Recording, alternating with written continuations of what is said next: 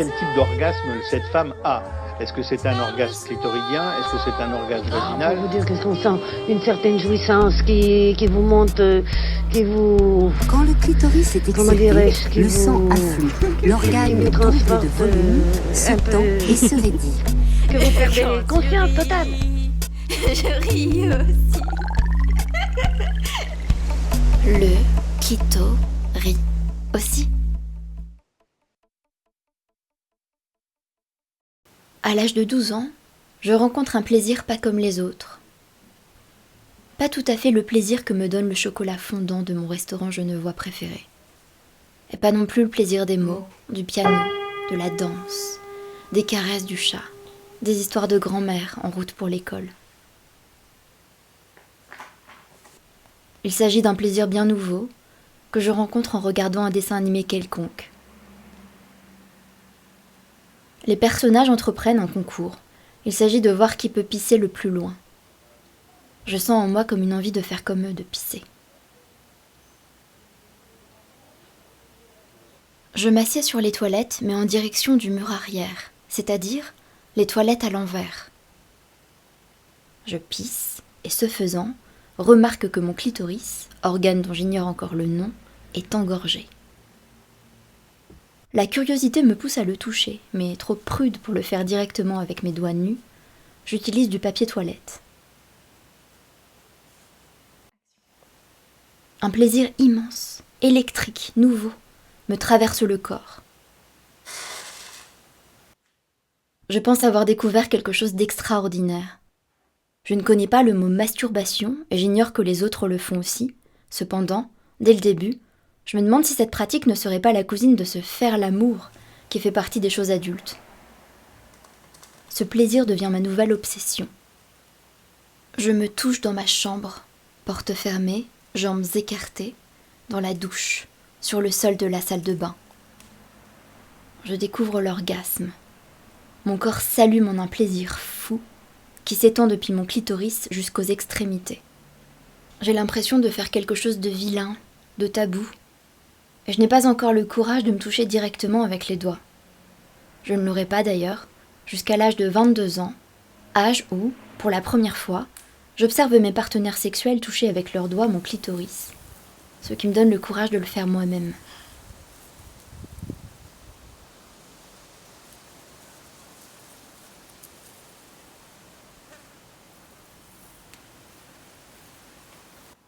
À cet âge où la religion exerce encore une influence sur moi, je me demande si cet acte ne serait pas punissable par Dieu. Je m'interroge aussi sur la possibilité de tomber enceinte. L'école ne nous apprend rien, et encore aujourd'hui, mon ignorance à ce sujet m'époustoufle.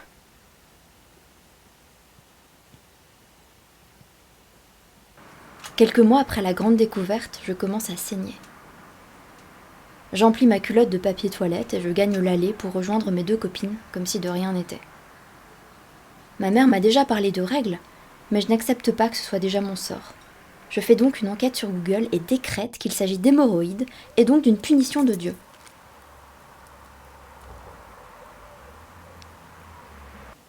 J'arrête de me toucher, les règles continuent. À l'école, on parle de masturbation entre 2 rires. Personne ne le fait bien évidemment. C'est un sujet de moquerie. C'est la première fois que je rencontre le terme masturbation.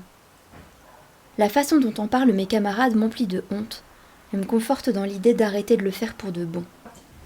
Je ne me masturbe pas pendant 4 années, jusqu'à l'âge de 17 ans. Pendant cette période, je me félicite. J'envisage ce quiproquo masturbatoire comme mon plus grand regret et mon plus gros secret.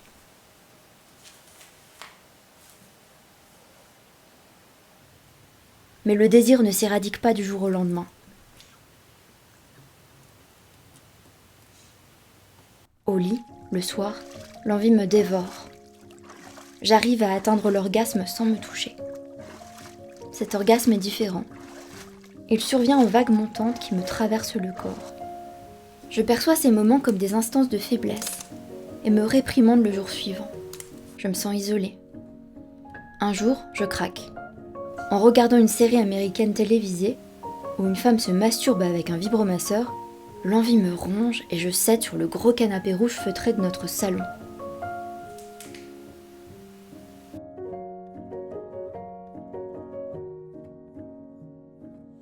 retournant dans ma chambre, je trouve mon chat blessé, abcès sur le cou, une morsure.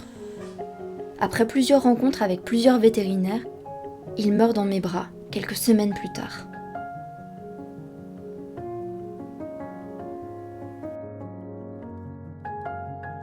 Pour moi, c'est de nouveau une punition divine. Je suis traumatisée. J'arrête complètement la masturbation.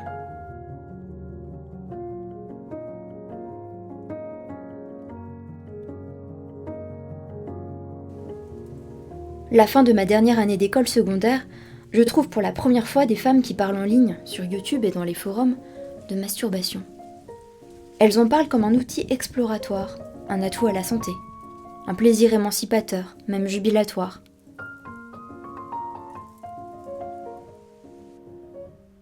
Elles en parlent ensemble et individuellement.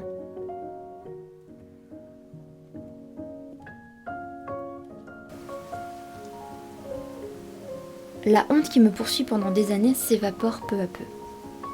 Je me gave de ces vidéos, de ces témoignages. Ces femmes qui parlent si naturellement de leur plaisir me libèrent. Grâce à elles, je comprends que cette quête du plaisir féminin est un outil féministe et politique. Peu à peu, je recommence à me masturber. En parlant entre amis, l'isolement qui entourait cette pratique se dissipe. La masturbation commence enfin à devenir un vrai plaisir.